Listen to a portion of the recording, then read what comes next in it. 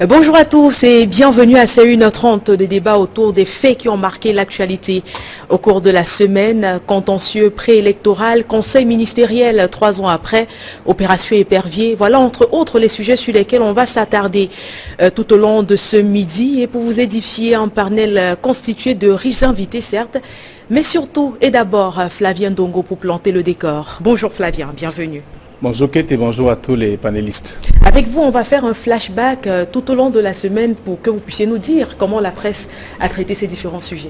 Oui, vous parlez justement du traitement que la presse a réservé à ces différents sujets. Il y a 3, vous avez évoqué.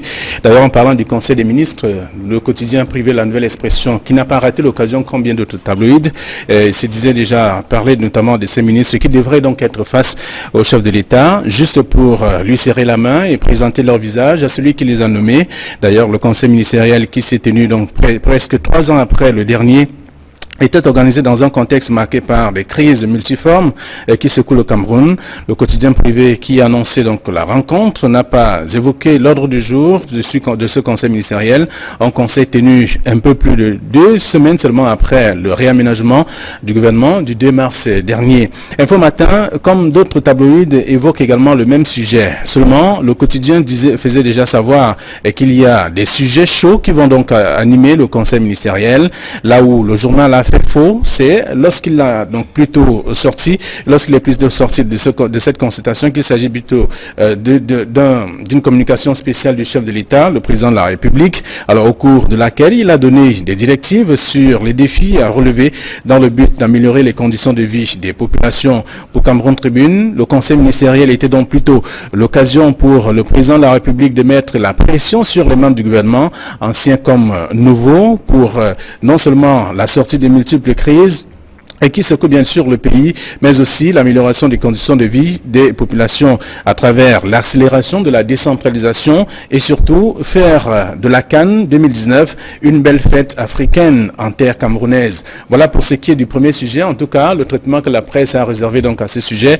Autre sujet également, un débat donc ce dimanche, c'est bien entendu l'opération Épervier est toujours dans la presse après l'éviction de certaines personnalités du gouvernement. Le messager donc nous apprend que l'ancien secrétaire général de la présidence de la République s'est engagé à donner des conseils aux déchus, donc en prison depuis plusieurs années à Tangadamabara, qui rassure les sorties du gouvernement qu'ils vont donc le rejoindre en prison, de se préparer moralement, car selon lui, ce n'est donc pas la mer à boire, la vie n'est donc pas facile en prison. Le même tabloïd, dans l'une des livraisons également, fait savoir qu'à Tangana, Kouna est donc plutôt dans les eaux troubles de la CDE depuis sa sortie du gouvernement. Il lui est d'ailleurs demandé de ne pas imaginer un quelconque voyage entre-temps.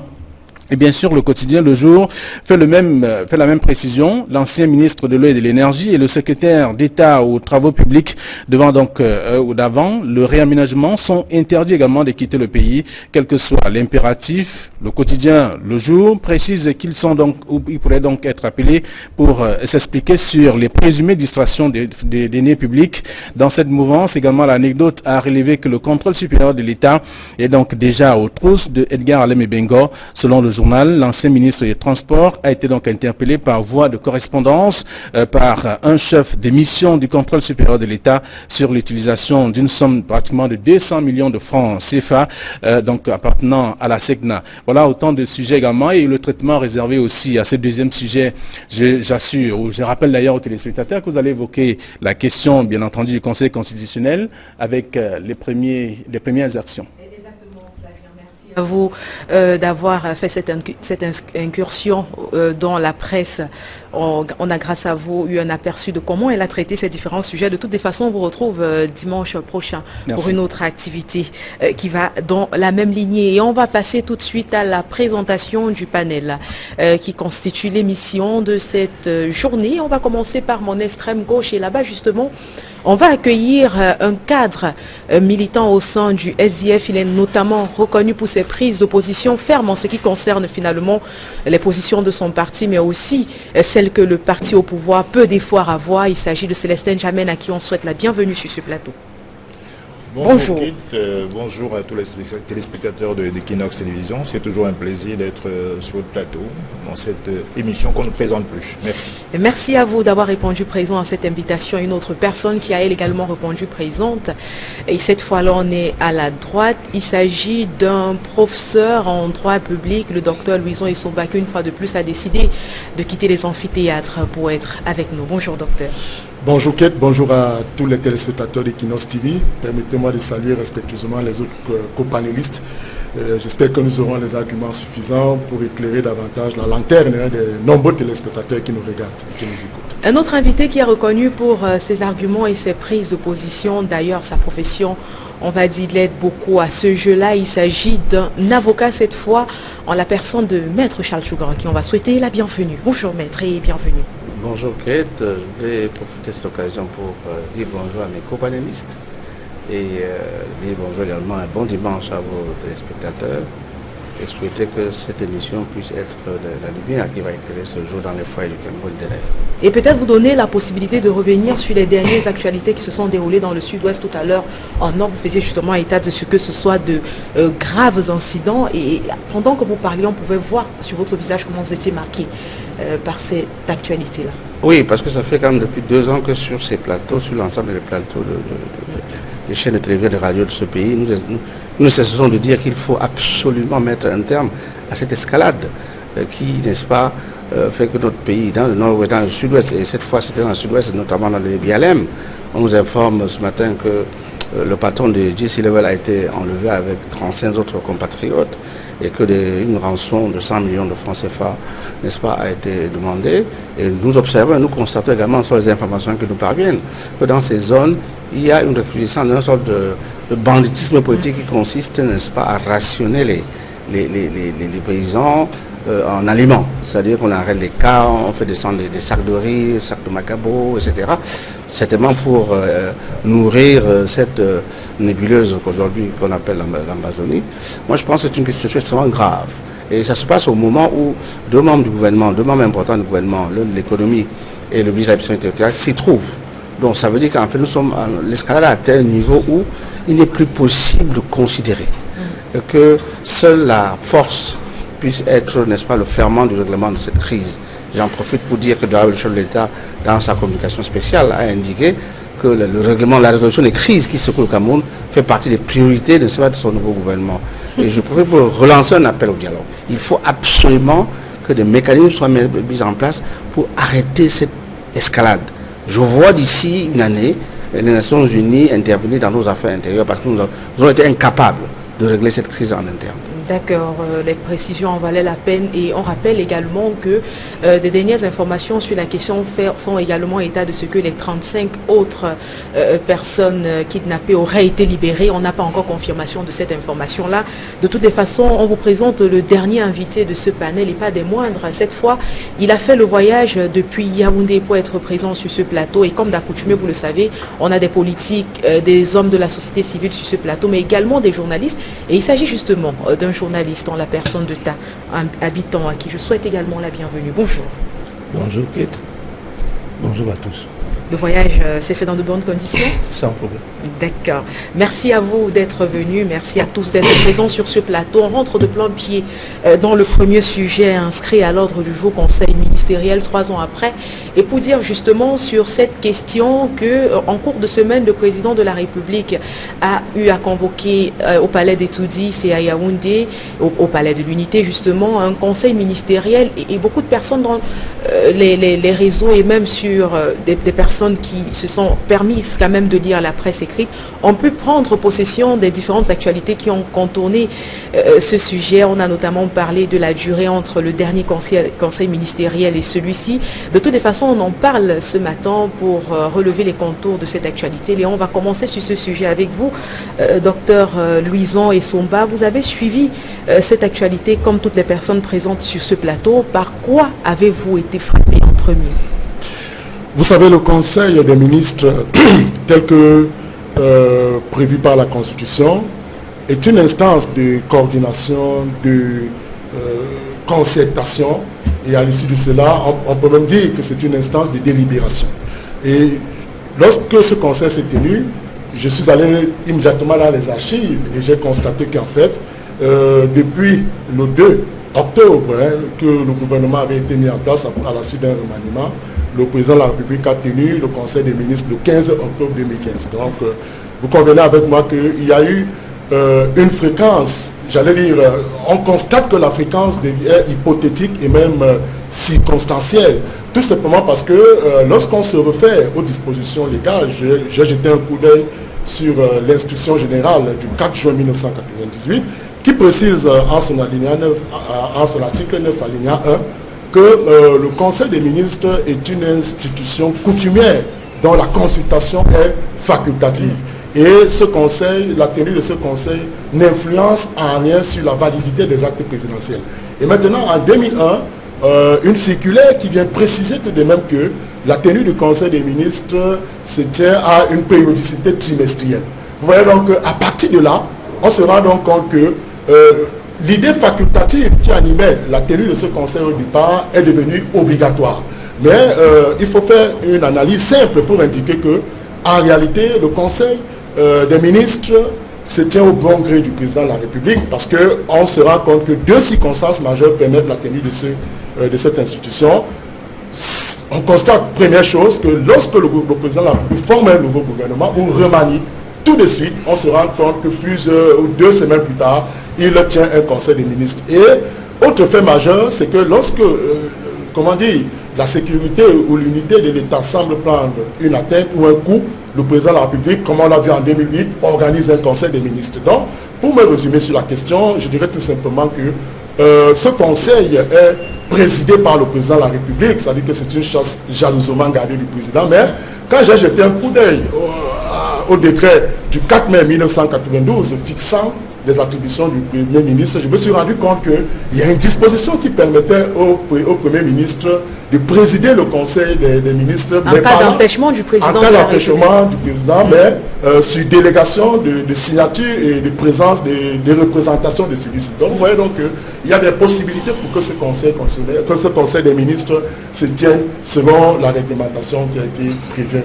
D'accord. Je vous remercie pour cette première prise de parole et préciser à votre suite que tout de suite dans la presse, le mot a été lancé. On a parlé de communication du président de la République. D'ailleurs, dans le message qui a été envoyé aux différents ministres, on parlait surtout de communication de ce président de la République-là qui est revenu, quoique brièvement, sur les grands sujets qui ont quand même intéressé la nation tout au long de ces derniers mois et même dernières années. Maître Tchougan, par lequel de ces sujets avez-vous été frappé? C'est vrai qu'il a parlé de corruption, il a parlé de respect de la hiérarchie. On a également évoqué le sujet des grands travaux, de certains grands travaux, le port en eau profonde de Kribi, le deuxième pont sur le Vouri. Lequel de ces sujets vous a le plus paru, on va dire, passionnant?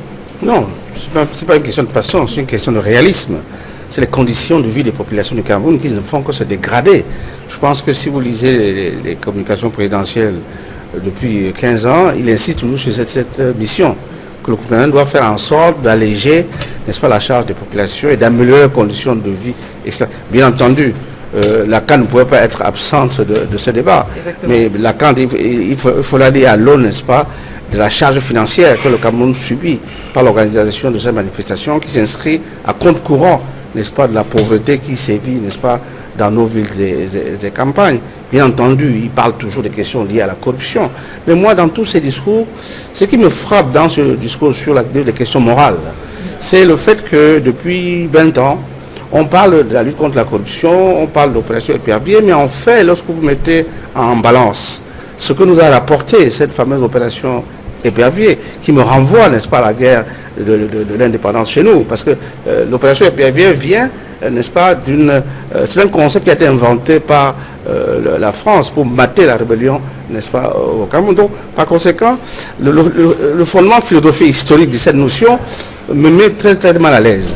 Et quand je vois, donc quand je mets sur la balance ce que cette opération a rapporté, n'est-ce pas, aux caisses de l'État, par rapport aux sommes qui ont été dérobées dans les caisses de l'État, je me rends compte qu'en réalité, nous sommes à 1000 lumières de ce qu'on aurait pu attendre. En réalité, on n'a pas souhaité aller chercher l'argent. On a souhaité régler des comptes personnels embastiller, n'est-ce pas, des Camerounais, sans que, n'est-ce pas, dans le trésor public, les sommes détournées, n'est-ce pas, aient été remboursées.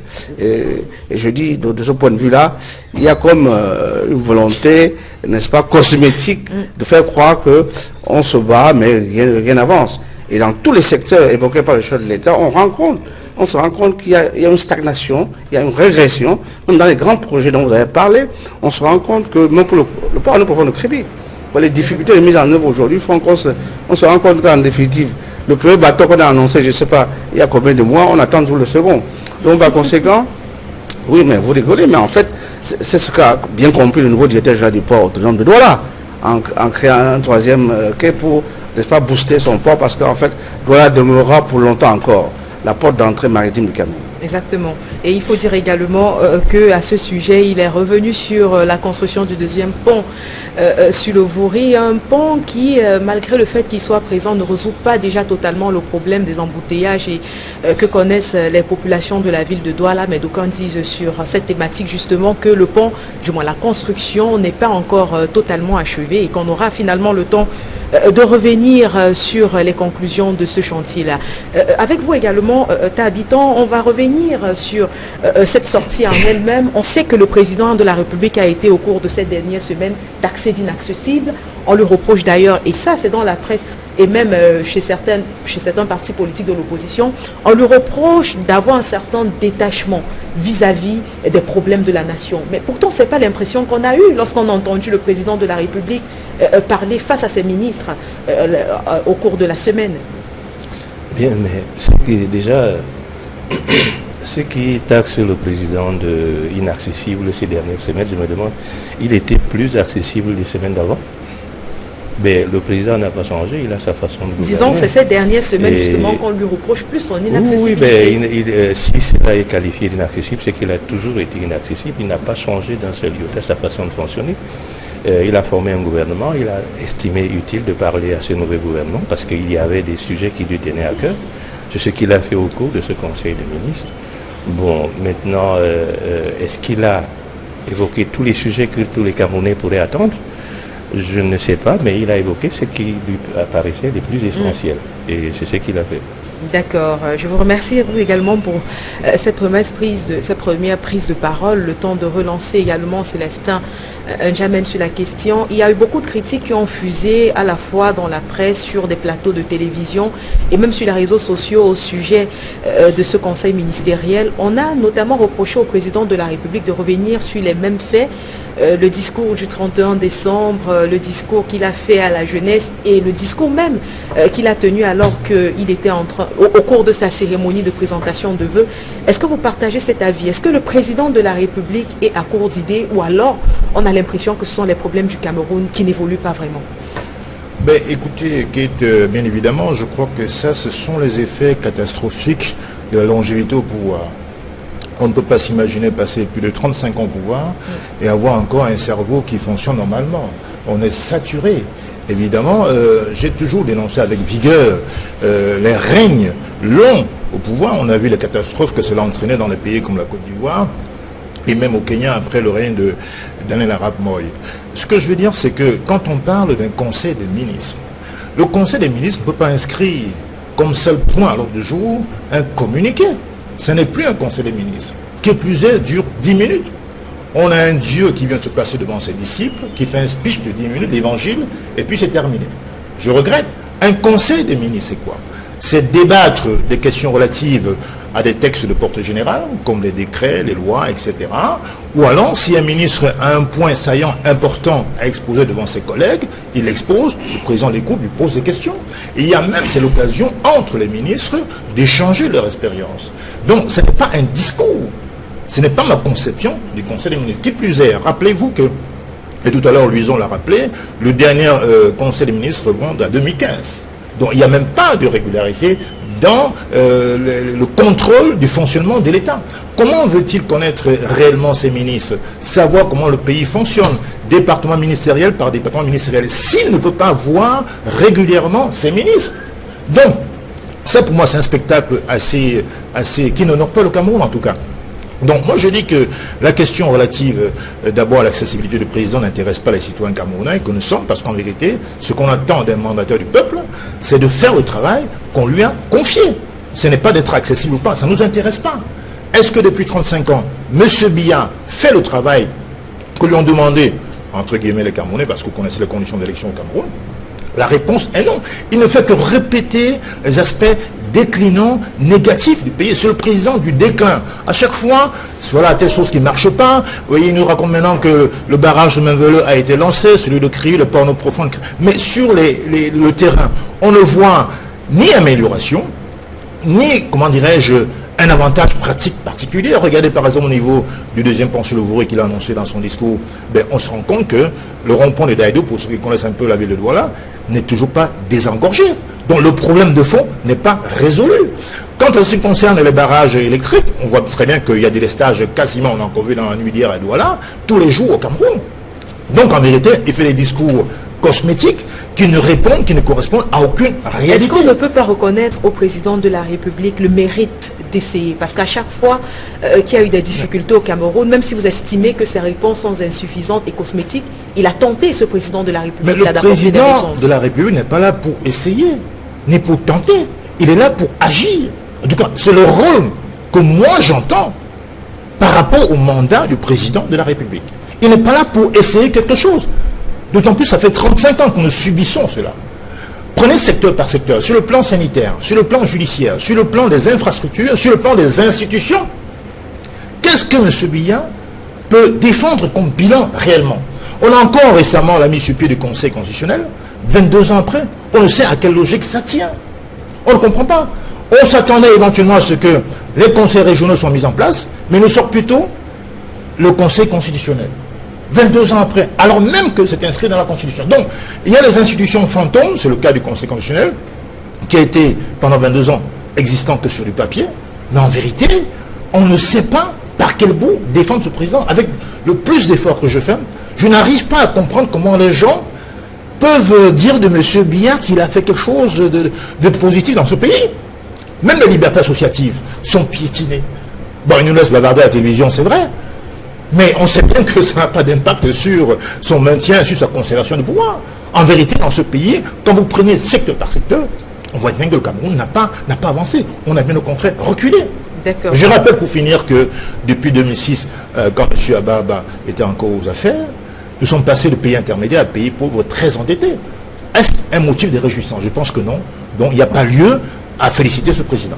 D'accord, on a bien compris cette position-là sur la question qui a été évoquée. Docteur Louisor Issomba, au terme de ce conseil ministériel, le président de la République a donné des recommandations, des orientations à ses ministres. Maintenant, on peut se poser la question de savoir si ce qui a été édicté par le président de la République sera effectivement respecté, parce qu'il a, souvenez-vous, fait allusion à ce respect de la hiérarchie qui est tellement criard, disons cette absence de respect qui est tellement présente finalement entre les institutions de l'État. Est-ce que vous pensez que les ministres de ce président-là feront des efforts finalement pour aller jusqu'au bout des recommandations qu'il a données? Je voudrais donner suite à votre question en indiquant d'abord que, avant de répondre à votre question, en indiquant que la rareté de la tenue ou de la fréquence du Conseil des ministres peut se justifier.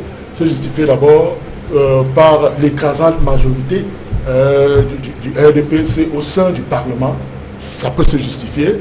Et deuxième chose, l'obésité du gouvernement. C'est-à-dire le président a de la difficulté justement à pouvoir écouter 64 ministres qui vont venir et chacun à son niveau développer les feuilles de route concernant son département ministériel. Donc voilà ce qui peut justifier. Et vous savez, même en France, lorsque nous sommes en période de non-cohabitation, où c'est la majorité présidentielle qui prime, qui domine au Parlement, on s'est souvent rendu compte que le Conseil des ministres, c'est au gré du président français. Alors, maintenant, la question que vous posez, moi j'ai retenu deux choses de cette communication spéciale qui aurait dû être faite très simplement par des communiqués adressés aux différents ministères. Moi j'ai retenu deux choses, la corruption et le respect de la hiérarchie. On se rend compte qu'à un moment donné, tous les ministres ont pratiquement eu des actes irrévérencieux à l'endroit du Premier ministre et on va dire que le président de la République a toujours donné raison à ses ministres, à son Premier ministre, parce que tous ceux qui sont entrés de manière frontale ou en duel avec le Premier ministre, le président de la République a eu l'occasion de les évincer ou de les mettre de côté du gouvernement. Maintenant, évoquant la question de la corruption, qui est justement le baromètre de la lutte contre la corruption au Cameroun, on s'est rendu compte que cette lutte contre cette piève qui porte atteinte à notre fortune publique est une lutte qui me semble ne pas être bien structurée. Parce que quand on regarde toutes les structures qui sont mises en place, l'ANIF, la CONAC, l'EPV, le Conseil supérieur de l'État, le tribunal criminel spécial, on se rend compte qu'à un moment donné même, il y a ce qu'on appelle en droit un conflit de compétences entre toutes ces structures, d'où l'inefficacité de la lutte contre la corruption au Cameroun. Et vous avez vu, chaque fois que le président a pu faire une sortie où il indique avec force et ferveur qu'il va lutter contre la corruption, c'est tout le contraire, c'est-à-dire que la corruption s'enfle et tout de suite on bondit à un frémissement des arrestations spectaculaires des uns et des autres. Donc moi je pense qu'il faut rester efficace et vous avez posé la question sur ce rôle, sur cette efficacité. Je dois pouvoir indiquer aussi que quand on est un président de la République, il y a trois choses.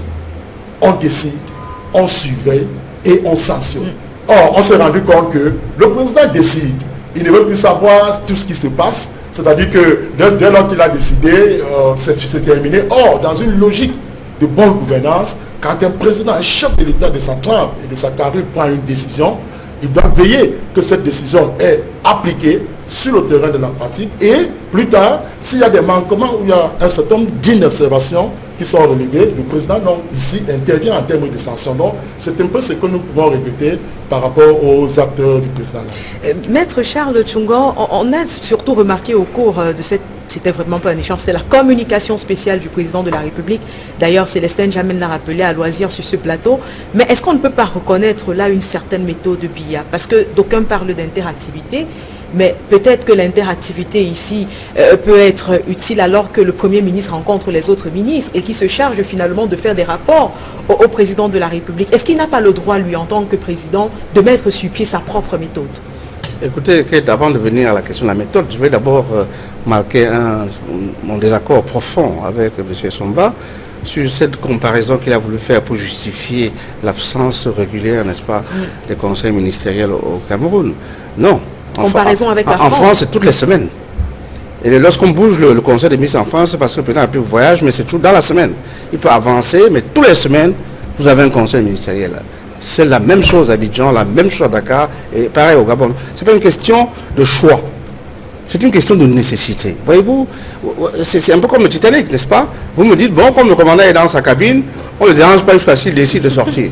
Et puis vous avez les icebergs qui viennent cogner le bateau. Donc, faisons attention, hein, parce qu'il s'agit quand même de la gouvernance d'un pays. Oui, il ne s'agit pas d'un jeu. J'ai précisé que en période de non, vous avez dit... en période de cohabitation, il y a la théorie d'un période de cohabitation ou pas en France, c'est toutes les semaines. Cohabitation ou pas, c'est toutes les semaines. Et ça n'empêche pas que même en France, le Premier ministre et des conseils de gouvernement, indépendamment des conseils ministériels. Il se trouve que... Non, évitons de vouloir justifier l'injustifiable. Vous ne pouvez pas être chef d'une équipe et dire que vous ne voyez pas vos joueurs et que comme vous savez que vous êtes les plus forts, la plus belle équipe du monde, vous allez voir qu'au stade, au moment où on va siffler le coup de départ du match. Soyons sérieux par rapport à cela. L'absence de conseil des ministres, en réalité, fait en sorte que le triptyque que vous avez posé, décider, surveiller et puis dire, ne peut pas s'appliquer parce que vous n'avez pas une méthode d'évaluation du travail que vous avez prescrit. Il s'agit de cela. En réalité, il y a des ministres qui ont fait partie, sont entrés dans le dernier gouvernement et qui n'ont rencontré le chef de l'État que lors du dernier conseil des ministres. Je pense notamment à mon ami Bibé. Donc, ce n'est pas le débat. Le véritable débat sur la méthode BIA, c'est qu'en fait, le président de la République, oui, il a sa méthode. Mais c'est une méthode atypique. C'est une méthode qui ne correspond à aucune autre méthode dans le monde. C'est-à-dire la gouvernance à distance. Est-ce qu'il est possible de piloter un pays à distance? C'est la question fondamentale. Mais ce que je voulais vous dire, pour éviter les propos justificatifs des manquements des uns et des autres, de dire que le président de la République est certainement le Camerounais le mieux informé de la situation qui prévaut dans ce pays. Parce que nous avons un système de renseignement extrêmement efficace que nous reconnaissent l'ensemble des pays dans le monde. Donc, la question qui est posée, c'est de la gouvernance. Comment faire pour que les projets qui ont été adoptés puisse être conduit à bon port, sans quoi, et qu'à la fin, l'on puisse recevoir ces projets avec satisfaction. Ce que nous observons dans les grands travaux, vous avez parlé du pont du deuxième pont sur le Vouri, mais je voulais vous rappeler que le site du pont ne était pas là-bas. Le pont devait se faire vers Bonamoussali. Mais il se trouve qu'on a distrait une partie de l'argent qui avait été prévu pour financer ce pont, et les nouveaux entrepreneurs qui ont repris le chantier qui avait été précédemment donné à d'autres entreprises, quand ils ont repris le chantier, ils ont vu qu'il y avait 30% de l'argent qui avait disparu, et ils se sont dit, il faut réduire la longueur du pont, il faut réduire la voilure. Tous les ouvrages d'art qui avaient été prévus ont été dégagés. On a dit, le pont le plus court entre Bonabéi et Douala, c'est l'ancien pont. On est venu faire un pont sur un pont. Est-ce que sur le plan stratégique, est-ce que sur le plan de la cosmétique sociale, est-ce que sur le plan de l'image, est-ce que sur la beauté de l'espace, est-ce que c'est bien? Quand c'est non, il faut donc censurer. On aurait donc dû arrêter cette mascarade. Vous avez vu qu'on a détruit pratiquement une grande partie de la chefferie d'Edo pour élargir, n'est-ce pas, le champ d'accueil, n'est-ce pas, des infrastructures à Douala, et que le pont s'est encore élargi vers Bonabéi parce qu'on s'est rendu compte que le projet n'était pas viable. En l'état, on peut en dire de même. Sur le pont en eau profonde de Kribi, on finit un grand port comme celui-là, il n'y a pas d'accès.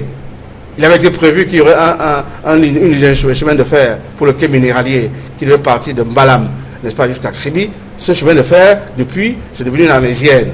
Une autoroute devait avoir lieu entre Edea, entre Kribi et Edea pour évacuer les conteneurs des opérateurs économiques qui se trouvent pour la plupart dans la zone n'est-ce pas, de Douala. Et cette autoroute n'existe toujours pas.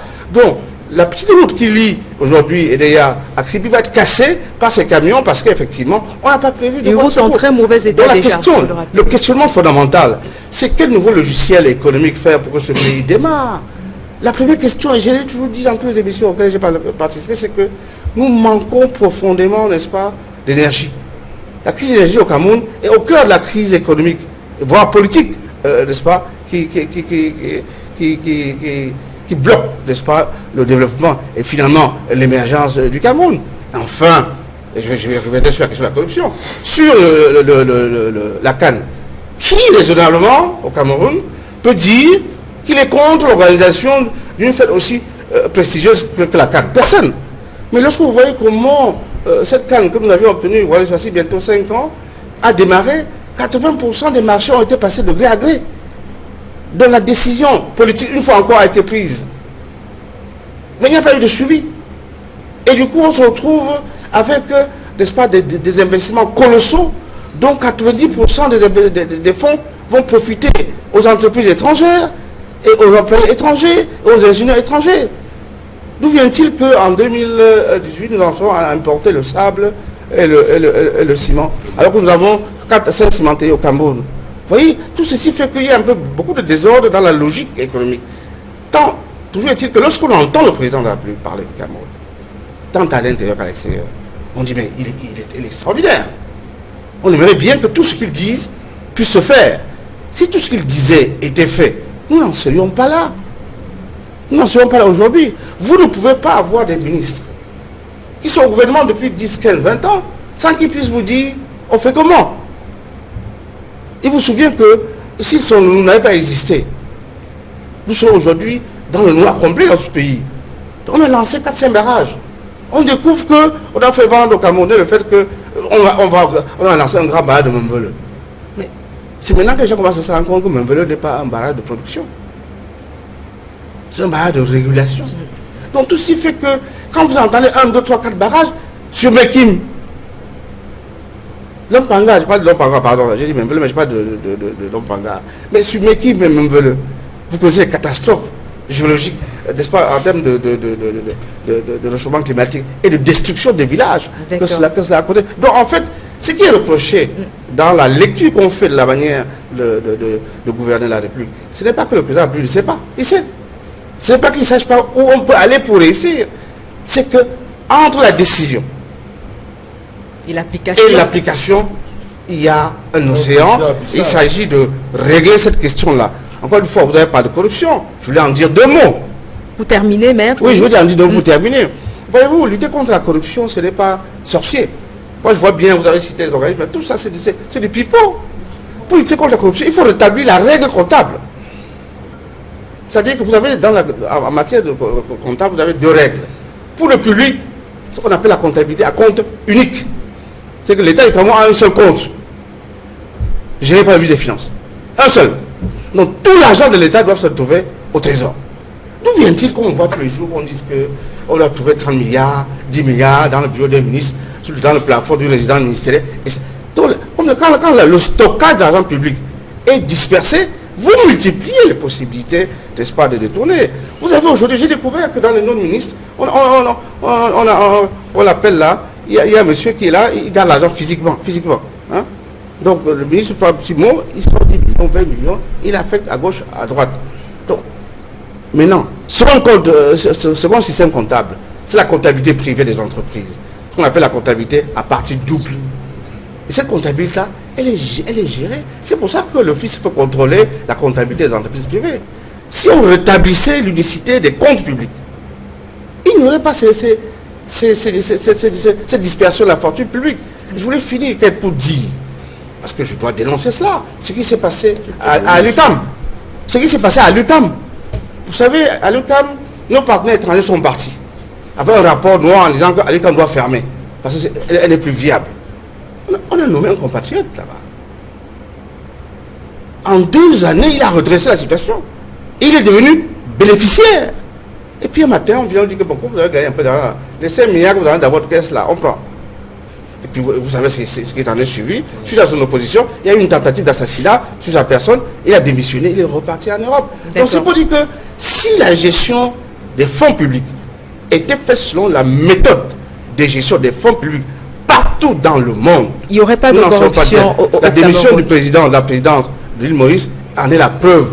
Comment un président peut confondre sa carte de crédit personnelle avec la carte de crédit de l'État. Maître Charles Chungan, on va vous donner la possibilité de revenir sur ces grands développements tout à l'heure, le temps d'introduire aussi ta habitant, journaliste, on l'a rappelé, et on parle depuis tout à l'heure sur ce plateau de la difficile applicabilité finalement des résolutions que va prendre le président de la République, mais au niveau des ministres, il y a quelque chose qui coince. Alors on se souvient déjà que les 2 derniers conseils ministériels, on parle là de 2015 et de 2014, se sont soldés par un ensemble de décisions. Si vous vous en souvenez, en 2014, on parlait non seulement d'essayer de stabiliser la croissance du Cameroun, mais un tout petit peu de l'augmenter aussi. Et aujourd'hui, lorsqu'on essaie de comparer ce qui s'est passé entre 2014 et l'état économique dans lequel se retrouve le Cameroun en 2018, on se rend compte que grand-chose n'a pas évolué. Alors selon vous, quelle est la méthode que le président de la République lui doit employer au jour d'aujourd'hui pour que les membres de son gouvernement puissent changer carrément leur façon de travailler? D'abord, le président a sa méthode. Bon, même si cette méthode peut être considérée comme une absence de méthode, c'est sa méthode, il l'applique et il l'a toujours appliquée. Mais puisqu'elle ne marche pas, est-ce qu'il n'est pas temps de la changer, de penser à autre chose? Moi, je ne dirais pas qu'elle ne marche pas parce que bon, peut-être les résultats attendus ne sont pas toujours au bon moment. Si je reviens sur la régularité de la tenue des conseils ministériels, je crois que bon, il les tient à son rythme. Mais au moins, il y a un conseil de cabinet parce que le conseil des ministres n'appelle pas des débats au Cameroun. Bon, ça n'a jamais été ça, ça ne peut pas être ça maintenant. Les débats, s'il y en a, c'est au conseil de cabinet que le Premier ministre tient chaque mois. Et si mes souvenirs sont bons, c'est depuis que ce Premier ministre est appelé au Cameroun chef du gouvernement, parce qu'il n'a pas toujours été appelé chef du gouvernement. Donc maintenant, la méthode du président, est-ce qu'elle marche, est-ce qu'elle ne marche pas? On peut constater sur des points précis, c'est-à-dire que telle décision a été prise, est-ce que un certain temps après, qu'est-ce que cela a donné? On peut bien voir qu'il y a des avancées, il y a des points de stagnation et il y a des choses qui ne marchent pas. Maintenant, vous voulez savoir qu'est-ce que le président doit faire pour que ça marche. Alors ça ne peut être qu'au cas par cas. C'est-à-dire, si on prenait le cas de la corruption, on a mis en place un certain nombre d'organismes. Et j'avoue que ces organismes-là, il faut déjà augmenter leur pouvoir. C'est-à-dire, s'agissant du cas de la CONAC, qui ne peut pas rester en justice, qui ne peut pas porter plainte directement, qui ne peut pas traîner les gens en justice. Par exemple, il faut régler cette question-là, donc en revisant les textes de la CONAC. Il y a plusieurs choses que l'on peut faire comme ça, juste pour prendre le cas de la corruption. Là. C'est-à-dire, si la CONAC avait la possibilité, la CONAC qui fait un bon travail, avait la possibilité de traiter des gens en justice, peut-être que les gens ne s'amuseraient pas à faire ce qu'ils sont là en train de faire en ce moment. Alors, quand vous demandez le gouvernement, est-ce que c'est les ministres? La politique de la nation est définie par le chef de l'État. Elle est mise en œuvre par le gouvernement à travers le chef du gouvernement et ses ministres. Et évidemment, ce que le président Biya a fait l'autre jour, il donne des directives. Il s'appesantit sur les choses qui lui tiennent à cœur. Maintenant, quitte au gouvernement de comprendre qu'il faut aller. Est-ce qu'il a besoin, quand il a dit ce qu'il a dit là, d'être derrière chaque ministre pour comprendre? Les ministres doivent prendre des initiatives. Les ministres doivent prendre des initiatives. On sait qui peut les bloquer.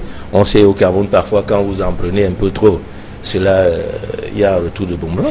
Mais est-ce que cela empêche que des ministres prennent des initiatives dès lors qu'ils ont le feu vers le chef de l'État pour améliorer les conditions de vie des Camerounais, pour faire ceci, pour faire cela? Donc pour vous, la faute ne revient pas ici au président de la République, sinon à ses ministres, les personnes à qui il accorde sa confiance. Mais c'est le président de la République qui les nomme. Si vous êtes membre du gouvernement, mais il faut oser.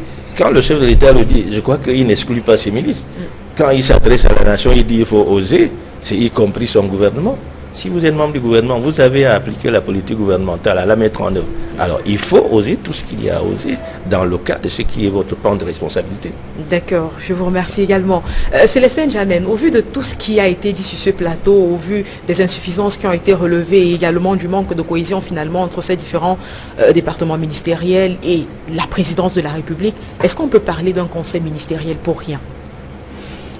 Oui, et c'est peu de le dire. Je voulais d'abord revenir avec votre permission, Kate, sur les deux interventions de Dr Essomba et tout à l'heure de journaliste.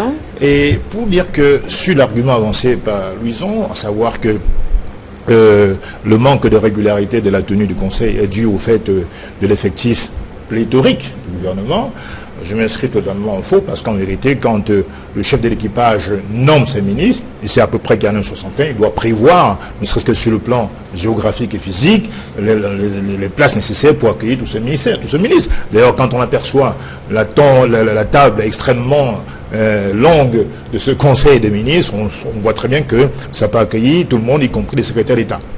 Donc c'est pas un argument, je crois que le docteur Sommer voulait juste faire un peu d'humour, je crois.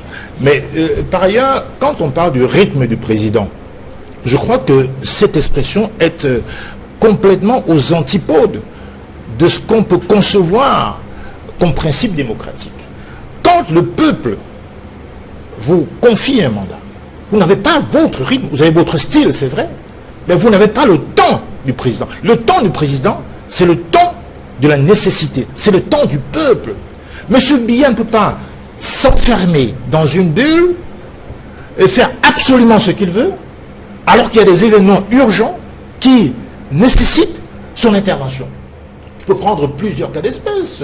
On a vu les catastrophes et des écarts. Vous voulez intervenir pour dire deux mots à l'aéroport de Simalène.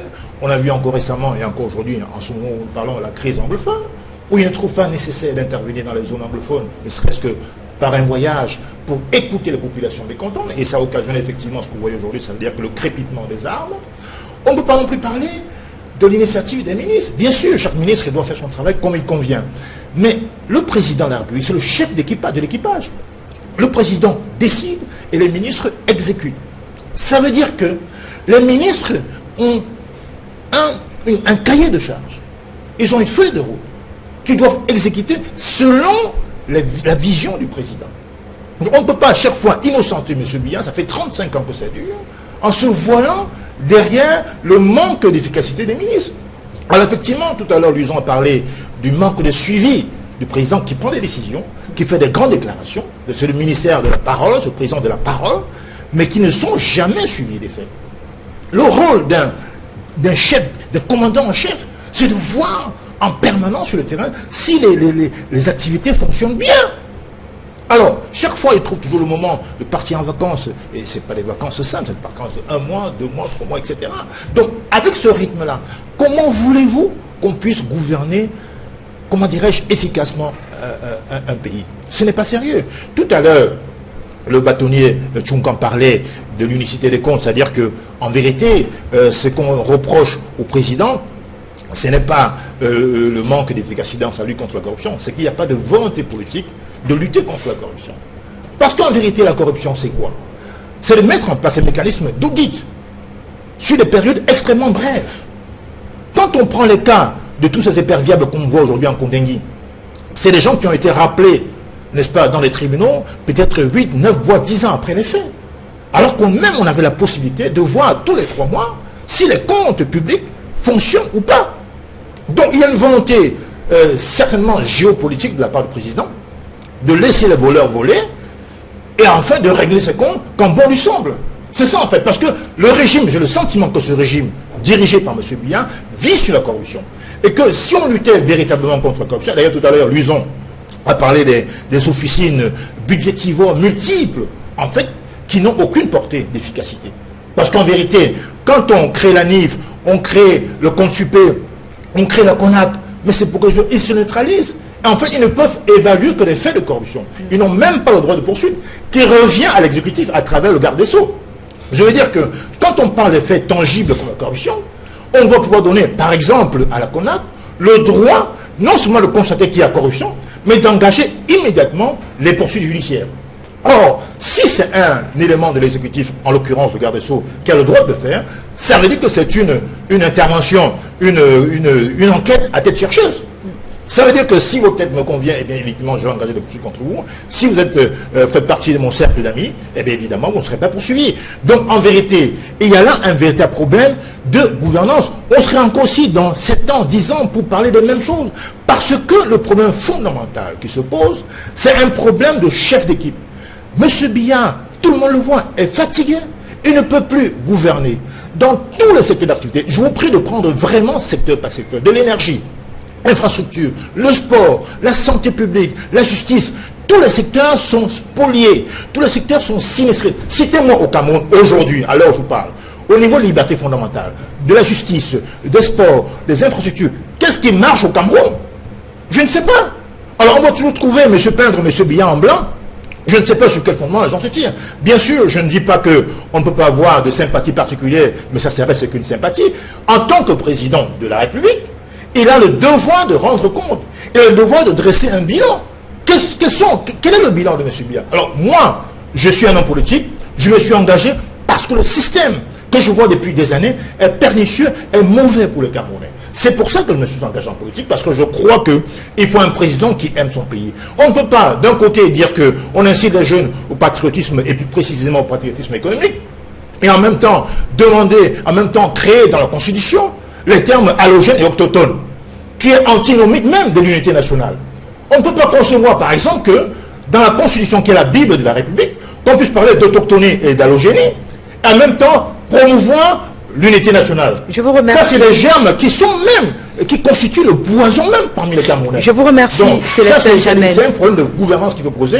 Et M. Biya ne fait plus l'affaire. Après 35 ans, je pense qu'il n'a jamais eu à faire quelque chose de positif. Et peut-être le temps pour vous de vous calmer finalement sur le plateau après avoir déroulé cet argumentaire. On va basculer dans le deuxième sujet qui est à l'ordre du jour et ça tombe bien parce que justement vous avez posé les germes de ce sujet. Là, on parle de l'opération Épervier. On se pose la question de savoir s'il y aurait finalement de nouvelles cibles dans le collimateur parce que si vous êtes attentif à l'actualité, vous avez bien pu vous rendre compte qu'il y a de cela quelques semaines que des noms fusent finalement dans la presse écrite et même par le canal des réseaux sociaux. On a les noms des ex-ministres, des anciens directeurs et même des recteurs d'université qui se retrouvent mêlés dans une histoire d'interdiction de sortie du territoire national. On se pose donc la question de savoir si en fin de compte l'opération Épervier aurait repris. Alors maître Charles Chungan, comment comprendre cette série d'interdictions de sortie du territoire qui fusent de partout? Est-ce que ces interdictions ont un lien avec l'opération Épervier? Écoutez, je voulais d'abord faire deux observations, si vous le permettez. Allez-y. Parce que je n'ai pas participé à vos débats sur le nouveau gouvernement. Je voulais quand même dire, je sors d'une rencontre secteur public, secteur privé, le Cameroun Business Forum, où le Premier ministre était avec un aéroport de ministres. Et le langage que j'ai entendu lors de ce forum me fait croire qu'il y a une nouvelle méthode qui est en train de se mettre en place.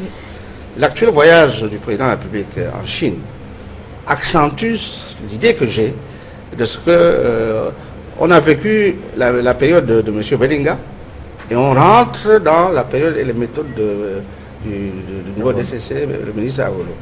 Si vous regardez le profil des gens qui accompagnent le président de la République en Chine, vous verrez que la majorité de ces accompagnateurs sont des opérateurs économiques. Alors que par le passé, c'était toujours c'était le marchandage politique des copains et des copines qu'on mettait dans l'avion pour aller, n'est-ce pas, accompagner les chefs de l'État à des conférences internationales. Je pense qu'il faut donner à cette nouvelle équipe le temps d'implémenter cette nouvelle méthode. Maintenant, pour revenir sur la question que vous m'avez posée, je voulais dire de manière extrêmement claire que je suis très déçu de voir que la gestion de l'État, des décisions de l'État, est dans la rue. Cette violation inacceptable du secret de la correspondance officielle me touche. Ça montre comment la fragilité du système. Comment voulez-vous que monsieur le délégué général de la Sécurité nationale envoie un message porté à ses collaborateurs et qu'on retrouve ce message dans la presse? Comment voulez-vous que le garde des Sceaux donne des instructions, n'est-ce pas, à ses procureurs généraux et que ces instructions se retrouvent dans la presse? Comment voulez-vous qu'un citoyen, un citoyen, passez-moi l'expression, voleur, décide de vendre sa propriété et qu'on retrouve ses ordres de vente dans les réseaux sociaux? Il y a quelque chose qui me choque profondément. Nous sommes entrés dans une société de type où le voyeurisme et la délation sont devenus des méthodes de vie en société. Il est inacceptable. Ces violations répétées des libertés collectives et individuelles. Je crois qu'on ne le dénonce pas suffisamment assez. Il est inacceptable que ça devienne un sujet d'un débat sur un plateau de télévision. Vous me demandez de me prononcer sur ce qu'on a dit de l'ancien ministre Mebengo, ou ce qu'on a dit de l'ancien ministre... Il faut que ça cesse. Et je dis qu'il faut, là, de ce point de vue-là, l'État doit prendre des mesures pour sécuriser la gestion du pays et ses correspondances. En fait, il s'agit de quoi? Il s'agit, on revient, quand on parle de l'opération PRV, on revient à la question de la corruption. Vous ne pouvez pas prendre un enfant de 2 ans, 3 ans, acheter 2 paquets de bonbons, les mettre dans un plateau, laisser l'enfant et partir vous promener, quand vous reviendrez le lendemain, n'est-ce pas, le réprimer parce qu'il a pris 2-3 bonbons pour manger, c'est pas possible. Quand l'argent est auprès du voleur, il finit toujours par voler. Il faut écarter l'argent du voleur. Et encore une fois, ce ne sont pas des organismes de contrôle, la mécanisme de contrôle qui régleront ces questions-là. Je l'ai rappelé, il faut rétablir l'unicité des comptes publics. Je disais tout à l'heure que j'ai découvert il y a quelques années dans les ministères, il y a un monsieur, les Camerounais sont très forts pour inventer les postes. Il y a un monsieur là, dans le ministère qui s'appelle le billetteur. Le billetteur. Il a un bureau, et derrière son bureau, il a un coffre. Le chef de département, il lui fait un petit mot. Il dit, bon, donnez 30 millions à X. Un petit mot, un manuscrit. Il ouvre son coffre, il sort l'argent, il compte, il vous donne, vous déchargez, comme ça, et vous repartez. C'est cette façon de gérer... Qui c'est qui fournit ce coffre? C'est l'État. C'est l'État. Bien sûr. Or, pour revenir aux méthodes, moi je ne veux pas dire que la gouvernance d'un État ne nécessite pas de fonds spéciaux. Entendons-nous bien. Dans un État organisé, par exemple, je prends l'exemple que nous prenons souvent à la France, les fonds spéciaux sont logés au ministère, au Premier ministère. Ils les gèrent sans rendre compte à personne. Il n'y a pas de comptabilité. On décide que pour les opérations spéciales de la France, cette année, c'est tant. Hein, vous vous souvenez de Warembo, c'est David qui fait pas couler dans les eaux de camp. Donc c'est pour dire quoi? C'est qu'il y a des opérations qui nécessitent des fonds que personne ne doit pouvoir contrôler. Vous ne pouvez pas contrôler les fonds de la DGRE. Parce que ce sont des opérations particulières et spéciales. Mais pour tout ce qui concerne le ministère de l'économie, le ministère des finances, le ministère des travaux publics, le ministère de l'éducation nationale, on doit pouvoir tracer. C'est le défaut de traçabilité de la gestion des deniers publics qui est à la base de tout ce qui est advenu comme opération PV. Mais je veux juste vous relancer, oui, maître, parce qu'on parlait tout à l'heure de l'interdiction de sortie du territoire. Il faut bien que les Camerounais qui suivent ce débat cet après-midi puissent bien comprendre. Est-ce qu'on a la possibilité d'interdire à quelqu'un à qui on reproche un certain fait de sortir du territoire? Et quelles sont les procédures qui doivent être mises en œuvre pour que cette interdiction soit valable? La réponse est oui. La réponse est oui. Voyez-vous, dans le processus judiciaire, vous avez ce qu'on appelle l'enquête préliminaire. Exactement. Et l'enquête préliminaire, elle est secrète. Ce qu'elle a dit l'enquête préliminaire, c'est qu'elle est secrète. C'est-à-dire qu'on cherche les indices avant de saisir, n'est-ce pas, les juridictions. Pendant qu'on cherche les indices, qu'on découvre des indices, on se rend compte qu'effectivement, comme par hasard, on enquête sur vous, vous avez sollicité, n'est-ce pas, des visas pour quitter le territoire national, vous avez acheté des billets d'avion, vous avez viré des sommes importantes à l'étranger, et on prend des mesures, on appelle ça des mesures préventives. Et parmi ces mesures préventives, il peut s'agir du retrait du passeport. Mais on s'est rendu compte que le retrait du passeport ne suffit pas. Parce que beaucoup d'entre eux ont plusieurs passeports. Alors, on a vu des gens qui ont un passeport et ils sont présentés à l'aéroport avec un passeport étranger, ils sont partis. À ce moment-là, on ferme les frontières pour vous. On prescrit à tous les postes de frontières que vous ne sortez pas. Mais ça sont des mesures qui devraient demeurer secrètes. Parce que vous gouvernez par le principe de la surprise. C'est l'intéressé lui-même qui découvre ça aux frontières lorsqu'il tente de quitter. Le débat sur la légalité de ces mesures m'apparaît complètement inutile. Ça n'a même pas de sens. Le sens que vous devez donner à votre débat, c'est pourquoi ces mesures se trouvent-elles dans la presse.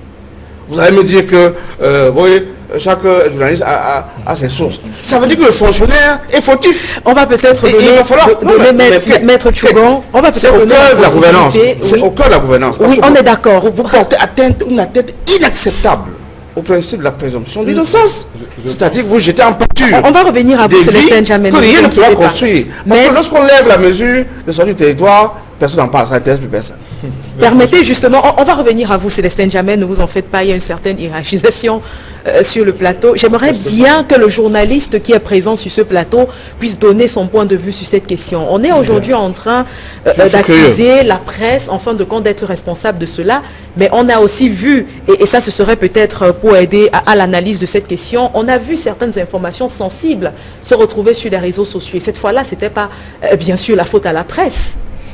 Alors, merci Kate. Mais je voudrais, pour répondre à ta question, redire que vraiment sur ce plateau, il y a un avocat, il y a un enseignant, en fait, présenté comme tel, tout le monde, il y a un militant d'un parti, et il y a un journaliste, que je suis. Bien, n'en déplaise à M. Djamé, bon, lui, il peut trouver qu'on innocente le chef de l'État à tous les coups. Bon, lui dédouane le gouvernement, bon, c'est le point de vue du militant du SDF. Et je crois que c'est un point de vue que l'on respecte sur ce plateau.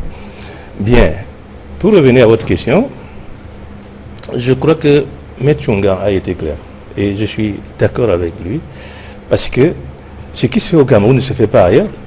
C'est-à-dire, c'est pas possible que des documents administratifs, et qui sont des documents de travail et même estampillés d'un certain degré de secret, se retrouvent dans les milieux de la presse. Moi, qu'est-ce que je fais quand j'ouvre le journal? Je trouve un facsimilé d'une note du délégué général de la Sécurité nationale. Et puis on arrête de le dire aux journalistes. Quand vous faites ça, et quand vous êtes interpellé, on vous demande où est-ce que vous avez eu ce document.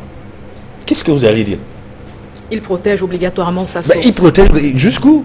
Mais il faut qu'il la lève quand il est devant les tribunaux, parce que le trafic des documents administratifs est punissable et il est puni. Donc, on peut donner cette information sans balancer jusqu'au facsimilé de la note que l'on a reçue. Et évidemment, quelle exploitation la presse en fait? Telle est sortie et interdit de sortie du territoire, on ne se limite même pas à dire ça. Du coup, on explique ça. Il dit il faut expliquer. La presse a déjà les raisons. C'est parce qu'il a pillé telle entreprise, c'est parce qu'il a détourné ceci. Vous parlez, il y a la présomption d'innocence jusqu'à ce que ce monsieur soit arrêté, jugé et puni pour ces délits ou ces crimes-là. Il a quand même droit à ce qu'on appelle la présomption d'innocence. Donc, ce qui se passe dans les médias ne peut pas être encouragé, ni par un journaliste que je suis, ni par un ancien journaliste que je suis. Ok, alors dites-nous, est-ce que finalement cette façon qu'on a ces derniers mois d'avoir des informations classiques confidentielles dans la presse ne relève que de la presse? Est-ce qu'il n'y a pas un désir de ces autorités gouvernementales de mettre le secret dehors? Mais c'est justement ce que M. Tchunga dit, c'est-à-dire si cela l'était par la faute de ces autorités-là, mais ils sont condamnables et ça, il faut sévir. Puisque la presse, c'est, comment on dit, c'est le ventre mou. On a souvent entendu les procureurs généraux, même à Yaoundé, quand ils veulent taper sur le circuit, la presse est... Mais qui met les documents? Dites-moi. Dans le secret, ils viennent le dire, dans l'instruction, là, c'est en secret. Quand vous êtes reçu dans un commissariat de police ou bien par celui qui s'occupe des enquêtes économiques, vous n'êtes que vous et l'enquêteur. Vous faites des déclarations, vous réalisez, vous signez, et puis on ne vous remet même pas la copie là. Comment on fait pour que la copie là se retrouve dans la presse? Si ce n'est le policier qui a fait ça, ou alors le juge à qui cela sera transmis. Qui peut mettre ça dans la presse? D'accord. Mais pourquoi on ne se plaint pas de ces gens-là? Mais comment comprendre justement qu'on ne puisse pas mettre ces personnes au devant de leurs responsabilités? Parce qu'il y a des notes d'information classées secrètes qui se retrouvent dans la presse et on a des précisions. On va par exemple voir signer là de quelqu'un qui nous vient du centre. On a le doigt de cette personne, on a même les images de son bureau en fond. Je veux dire que si on aurait voulu mener une enquête finalement dans ce domaine-là, on sait qui fait ce genre de choses. Pourquoi on ne fera pas sur les doigts de ces personnes? Moi, ce qui m'intéresse, c'est la presse, c'est les journalistes. Je leur dis, ne tombez pas dans ce piège. Soyez professionnels. Il y a une manière d'utiliser une information qu'on met à votre disposition. Il y a même parfois des sources que l'on ignore. Il y a des moments, on l'a vu ici, dans le cas du Cameroun, des documents que vous retrouvez devant votre porte. Il faut savoir en faire usage. Il faut rester professionnel. Comment on exploite ce type d'informations-là? Est-ce qu'on balance en disant, bon voilà, il est interdit de sortir parce qu'il a fait ci, parce qu'il a fait ça? C'est tout. D'accord, merci à vous, Tahabiton, pour cette prise d'opposition. Et je suis finalement avec vous, Célestin Djamel. Vous paraissez très sur le point de parler depuis tout à l'heure. J'aimerais déjà que vous donniez votre point de vue sur ces différentes informations qui se retrouvent au devant de la scène. Vous condamnez-vous également la presse et les utilisateurs des réseaux sociaux? Ou alors, comme certains observateurs, vous pensez que la faute finalement à ces gouvernants qui veulent eux-mêmes à leur petit niveau essayer de déstabiliser d'autres? Bien, tout d'abord, j'aimerais rappeler notre ami journaliste que quand je parle d'innocenter le président de la République, ce n'est pas un point de vue. Quand je dis que les ministres sont des exécutants, c'est un fait, c'est un constat, c'est une évidence gouvernementale, institutionnelle. Les ministres sont nommés par le président, doivent exécuter la feuille de route du président, point. Maintenant, concernant effectivement les réseaux sociaux et la fuite des documents, Kate, vous avez posé la question de manière très simple. On se dit comment, mais soyons moins hypocrites. La fuite vient des services administratifs. Ça vient des fonctionnaires. Dans quel but? Dans le but, je n'en sais rien. Mais ce qui est clair, c'est que ce ne sont pas tous, ils ne sont pas dans des relations cordiales, j'imagine. Parce que comment se fait-il qu'une lettre, un document confidentiel du MINAT se retrouve, confidentiel je précise, d'un ministre se retrouve dans les réseaux sociaux, une lettre du directeur général de la sécurité nationale, de la sécurité nationale se retrouve sur les réseaux sociaux, ça vient forcément, soit des services de ce directeur général de la sécurité nationale, soit de ceux qui ont réceptionné ce document-là. Ils les ont balancés sur les réseaux sociaux. Moi, je ne suis pas d'accord qu'on fasse le procès des journalistes. Vous savez, dans la presse est large, la cyberpresse et la presse traditionnelle. Je n'ai jamais vu la presse traditionnelle, la presse écrite traditionnelle, n'est-ce pas, fournir des documents confidentiels. Ils vont puiser cela, évidemment, nous le savons tous, nous voyons tous, dans les réseaux sociaux. On ne va pas incriminer la presse. Ils ne font que refléter les bagarres intestines qui se passent dans les différents ministères. Tout simplement. Donc je dis encore une fois, arrêtons de faire semblant de nous poser des questions. La réponse est simple. Allons enquêter là où on devra enquêter, tout simplement. Et là où je voulais également dire, c'est que, vous savez, aujourd'hui au Cameroun, il y a tout le monde sur les réseaux sociaux. Chacun a ses sources d'information. On ne peut pas obliger un journaliste, par exemple, qui fait de la cyberpresse, de dévoiler ses sources d'information. La seule rigueur qu'on attend de lui, c'est le recoupage des faits. Mais tant que le document est authentifié et que personne ne le démentit, ne le conteste, évidemment, nous sommes des citoyens camerounais, on a soif d'informations, on a besoin de savoir. Ce qu'avant on cachait aux citoyens, aujourd'hui, grâce à Internet, bien sûr il y a un peu de tout là-dedans, mais quand même on est au courant de beaucoup de choses. Mais le cœur du problème, encore une fois, c'est cette république bananière, il faut le dire. On ne peut pas laisser voguer l'impunité à ce point-là. On sait bien que cette fuite vient des ministères et des fonctionnaires. On sait où le trouver. Si on ne le fait pas, à votre avis, c'est bien parce que ça arrange un peu tout le monde. Tout simplement. Il y a un problème fondamental. Et je crois que quand on n'a pas en vue cette manière de voir les choses, on ne peut pas comprendre ce qui se passe véritablement au Cameroun. C'est que dans ce pays, pour mieux durer, pour durer longtemps au pouvoir, pour conserver le pouvoir, ben, il faut un petit peu organiser ce genre de cacophonie permanente Et ensuite, le président viendra, comme il a fait, n'est-ce pas, lors du discours, lors du conseil ministériel, redonner les grands axes. Mais en vérité, il avait tout à fait le loisir de frapper du poing sur la table durant tous ces événements-là. C'est dommage qu'il ne l'ait pas fait. D'accord. Il y a également Luisan Essomba au cours de cette semaine, toujours dans ce vaste champ de l'opération Épervier, du moins si on peut déjà parler véritablement de l'opération Épervier. On a eu la sortie de Jean-Marie et Jean-Marie à Tangana, Mebara justement, qui a commis un article un peu teint d'une note d'humour dans laquelle il va donner quelques conseils aux personnes qui se retrouvent finalement dans l'opération Épervier ou alors qui penseraient qu'elles pourraient se retrouver dans cette opération-là. Est-ce que vous avez pris connaissance finalement des points saillants de cette note-là? J'ai lu avec beaucoup d'admiration ces écrits de l'ancien secrétaire général de la présidence de la République.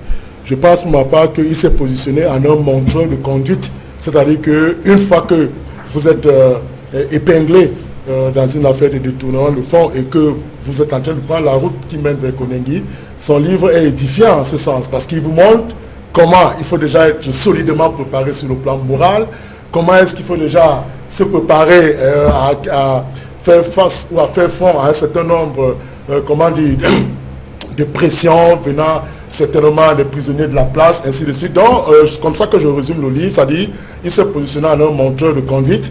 Et moi, je pense que Kate, vous avez posé une question en début, on est très rapidement passé sur cette question. Vous avez cité un certain nombre de personnalités qui sont interdites de sortir du territoire camerounais. Moi, je vais prendre le cas du recteur, M. Bruno Bekelebe. Vous savez, il part d'ici en 2012 de l'université de Douala. Il a déjà fait 10 ans en soi, il a fait 12 ans à Douala, ça fait 22 ans de rectorat. Vous convenez avec moi qu'il ne peut pas échapper à des actes de mauvaise gestion.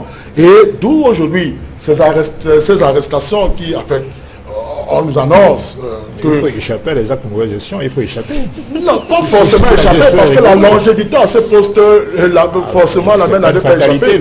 Moi, je vais vous dire, quand on a, à sa sortie en 2012, tous les Camerounais, pas moi forcément, tous les Camerounais étaient certains qu'au regard de sa gestion de l'université de Douala, il était, parce qu'il avait déjà été épinglé par le conseil de discipline budgétaire et financière, ce qui était évident, c'est qu'on attendait qu'à l'issue de cela, qu'il fasse l'objet d'une arrestation, mais ça n'a pas été fait. Okay. Mais vous voyez donc... Moi, je ne peux pas rester sur un plateau où on est en train de parler d'individus, de personnalités qui ne sont pas sur ce plateau. Moi, je me refuse... Je refuse Vous êtes en train de parler d'un citoyen. S'il vous plaît, messieurs. Vous êtes en train de parler d'un citoyen qui plus est ancien recteur. Il a été mon patron au demeurant quand j'étais encore enseignant.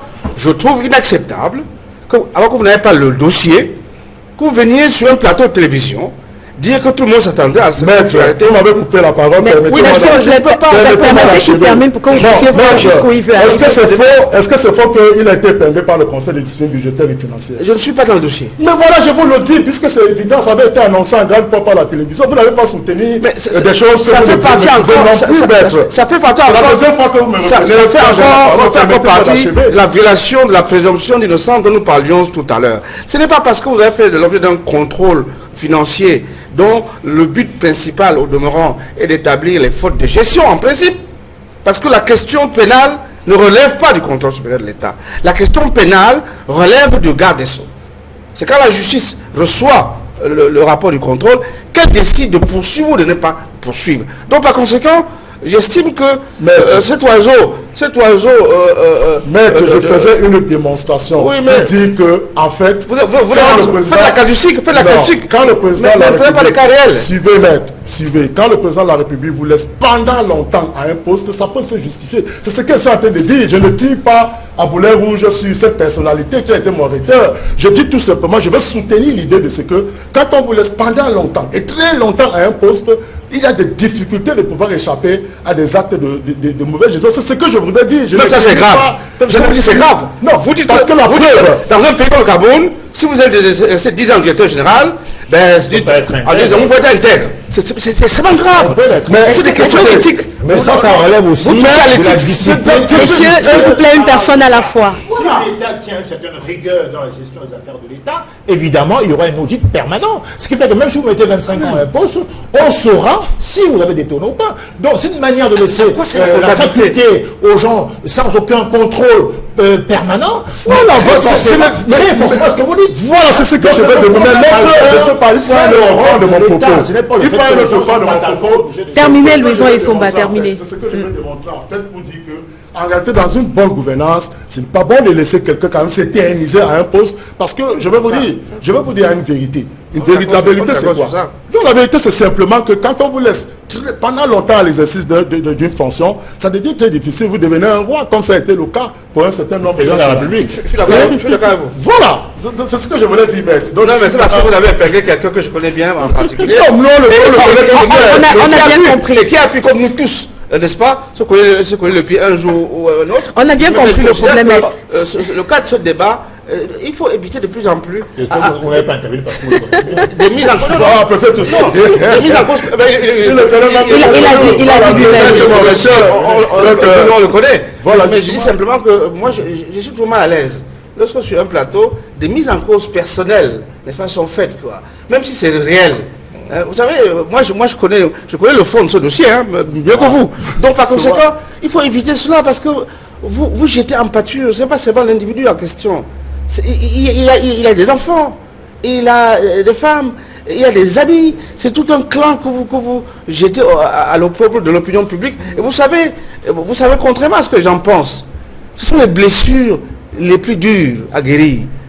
Les blessures du soupçon. Les proches. La dénonciation. Le suspect là. Le suspect là. C'est pour ça que cette phase doit être secrète. C'est pour ça que le législateur a voulu que la phase où il y a le soupçon là, ça doit être secret entre l'enquêteur et l'enquêté. Jusqu'à ce que l'enquêteur soit convaincu qu'il existe des indices concordants établissant que, effectivement, il peut être poursuivi. À ce moment-là, on déclenche. Vous voyez ce qui est arrivé en Afrique du Sud. Ça fait 20 ans quand même qu'on enquête. C'est aujourd'hui que ça sort. C'est pour dire que si nous ne rétablissons pas ces grands principes qui préservent l'intégrité morale des citoyens, qui préservent, n'est-ce pas, l'égalité des citoyens devant la loi, qui préservent la présomption d'innocence, on va entrer dans une société du maquis où le plus fort va être celui qui va gagner, à ce sujet où le plus violent va être celui qui va gagner. À ce sujet, maître, dites-nous, dans le cadre de l'ouverture d'une enquête pour détournement, quelle est la procédure qu'il faut respecter? Mais il n'y a pas de procédure particulière. Ça peut être factuel. C'est-à-dire qu'on vous prend sur le fait, n'est-ce pas? Et on déclenche. Ça peut être à la suite d'un contrôle. Et puis on voit qu'au-delà de la mauvaise gestion, des actes de mauvaise gestion, c'est-à-dire ce qu'on appelle les dépenses d'opportunité mal dirigées, ce n'est pas nécessairement pénal. Mais à partir du moment où il y a un cas d'enrichissement personnel, où vous avez piqué dans la caisse de l'État bouffé, la sanction de la mauvaise gestion, c'est qu'on vous enlève. Mais la sanction de l'accaparement de la fortune publique, on vous poursuit. Donc je crois que monsieur le bâtonnier, vous devez être quand même plus précis. Parce que moi, il ne faut pas faire d'amalgame.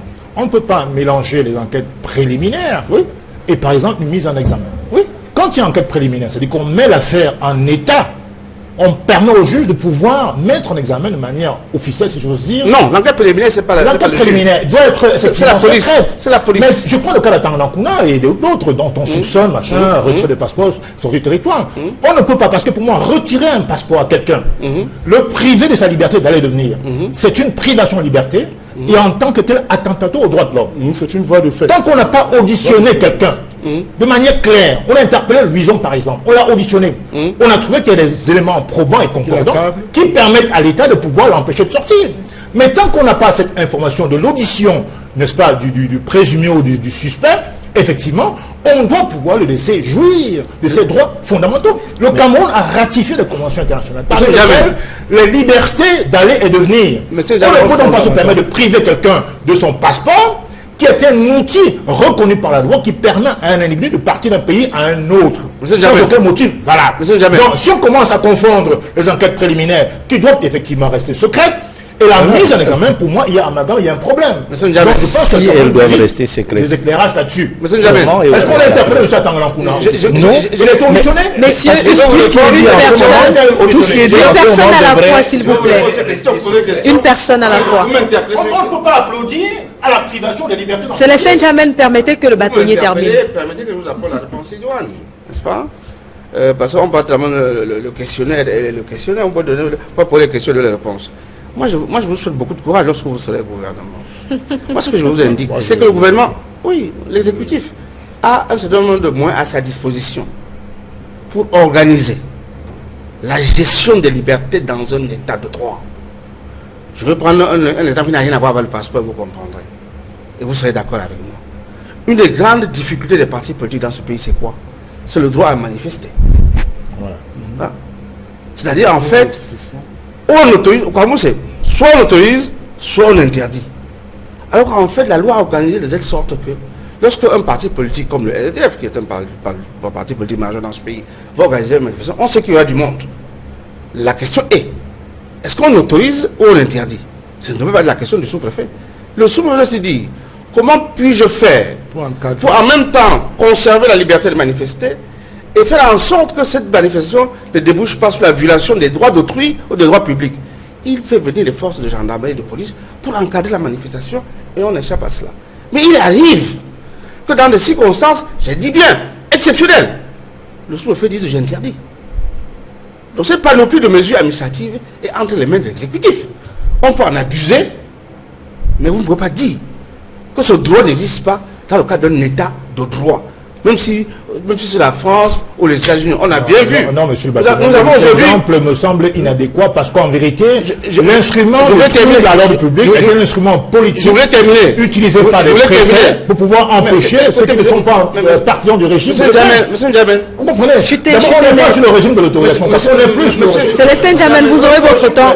Vous aurez votre temps de parole. Monsieur Ndjamène, l'interdiction fait partie des mesures de police administrative. Point. L'opportunité de l'interdiction appartient à la personne qui décide. C'est lui qui motive. Parce que la loi dit qu'il doit motiver. Donc vous ne pouvez pas avoir une motivation unique. Ce sont les circonstances de fait qui emportent, qui entraînent la décision. Effectivement, cette décision est critiquable devant le tribunal administratif. Je note que vous vous attaquez de moins en moins ces décisions qui portent atteinte à vos libertés de manifester. Cela dit, en ce qui concerne le cas que vous avez évoqué, en particulier, vous n'êtes pas dans le dossier, n'est-ce pas, de l'enquêteur. Vous n'êtes pas dans son dossier. Les indices qu'il y a dans son dossier, vous ne le connaissez pas. C'est pour ça que ces enquêtes sont secrètes. Et quand une mesure est prise comme celle-là, si le caractère secret de l'enquête avait été préservé, vous n'auriez jamais été informé. Tout simplement. Jamais. Tout simplement. Et c'est ce que je dénonce. Cette façon de l'insécurisation des actes publics. Dès que le délégué déjà souhaité a même pensé prendre la mesure, c'est déjà dans la presse. Regardez le conseil des ministres. Il a été annoncé avant même que le cabinet civil n'ait annoncé. Et les journaux, en fait, ont fait leur travail, qui consistait à dire, monter le dossier pour dire, voici les grands dossiers qui interpelleront le président de la République au conseil des ministres. Et puis, le lendemain, on apprend, par un autre journal, c'est Cyberpresse, qu'en fait, il n'y a qu'une seule communication spéciale du chef de l'État.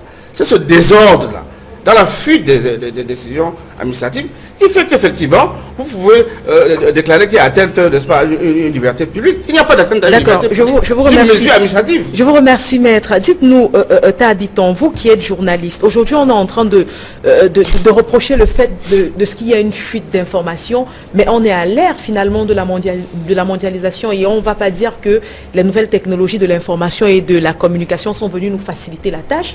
Quelle est la mesure qu'il faudrait prendre au jour d'aujourd'hui pour que les bonnes informations soient gardées secrètes et que celles qu'on veut bien rendre publiques le soient? Parce qu'il y a quelque chose de dangereux, c'est le fait d'apprendre des choses graves par le canal d'un enfant, par exemple, qui a un téléphone portable Android et qui se retrouve en classe de 5e, qui n'a pas la force nécessaire pour gérer le flux d'informations qui arrive jusqu'à lui. Un journaliste, un bon journaliste, commence par se méfier des réseaux sociaux et tout ce qu'il y trouve dedans. Donc, s'il vérifiait les autres nouvelles 1, 2, 3 fois, quand il s'agit des réseaux sociaux, il faut le faire 8 fois. Parce qu'il y a tout dans les réseaux sociaux. Donc, le débat de tout à l'heure, là où on ne s'entend plus, c'est tout simplement parce que M. Ndjamène dit, écoutez, on ne peut pas priver un individu de son droit d'aller et de venir. Et on cite des noms des gens qui sont interdits de sortir du territoire. Mais parce que dans l'état actuel des choses, c'est comme ça, c'est cette fluidité-là, c'est cette porosité. On ne devrait jamais être au courant de ce qu'il y a une enquête préliminaire qui est, en principe, secrète. Savoir que tel ou tel est interdit de sortir du territoire. L'interdiction de sortir du territoire dépend de la gravité des faits qu'on a évoqués dans l'enquête préliminaire et on doit permettre à l'enquêteur d'aller jusqu'au bout. Donc si on avait gardé cela secret, on ne serait pas en train de débattre de cela. Alors, pour la question que vous posez, moi, ma position est claire. Je suis journaliste. Vraiment, vous êtes journaliste, s'il y a quelque chose dont il faut se méfier, c'est tout ce qu'on retrouve dans les réseaux sociaux.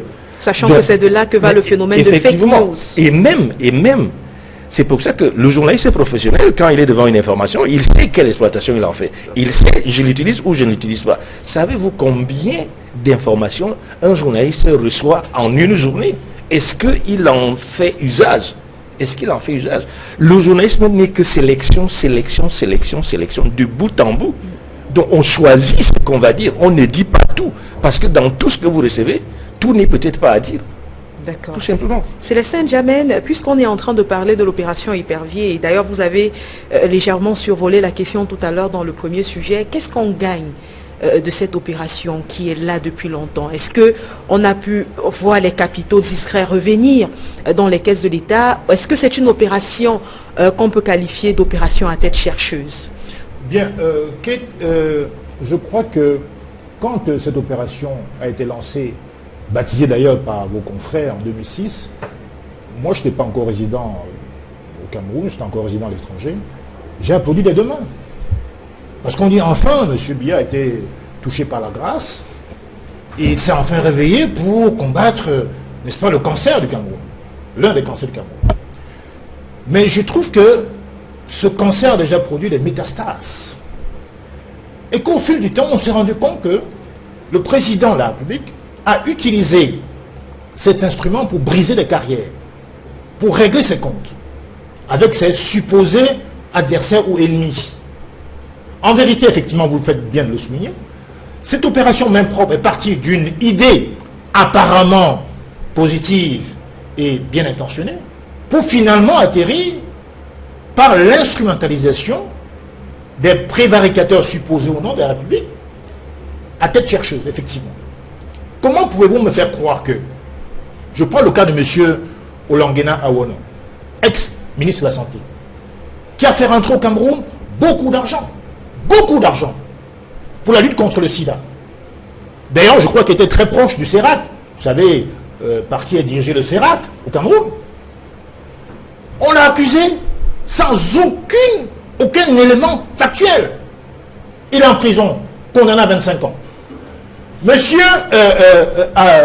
attention, attends mes barres. Vous allez fâcher le bâtonnier une fois de plus. Monsieur, oui, mais c'est pas bon, c'est pas bon. Il a son temps de parole. C'est pas bon. Monsieur Atanga Mebara, Je peux le dossier. ex-secrétaire général à la présidence de la République, qui est condamné pour une somme d'argent de 4 milliards, qui d'ailleurs, tout le monde le reconnaît d'ailleurs, a été reversé, s'est retrouvé dans le compte de Boeing. Or, l'accusation principale se fonde sur les détournements de ce montant-là. Il est en prison, monsieur Atanga Mebara. D'ailleurs, le juge Manyangemabe, je crois, ou bien Schlick, je crois, qui a voulu le libérer, Schlick, s'est vu interpellé, convoqué à la présidence de la République. Parce qu'il a osé vouloir libérer un ancien ministre dont le dossier s'est avéré vide. Je prends encore le cas de M. Marafa. M. Neva Mouroutou, il est encore vivant.